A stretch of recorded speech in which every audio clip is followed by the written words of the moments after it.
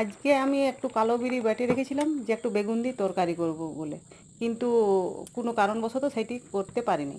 দিয়ে পরে বিরি কলাই বাটাটা থাকলে আমি কি করব, দিয়ে সন্ধ্যাবেলায় ওইটিতে পেঁয়াজ, কাঁচা লঙ্কা, নুন, লঙ্কা গুঁড়ো, হ্যাঁ দেখুন লঙ্কা গুঁড়োটা আমি হাতে দিই নি, হাত গুলি জ্বলবে বলে ওই কী বলে ওইটা, ওই চামচের বাঁটটা দিয়ে দিলাম।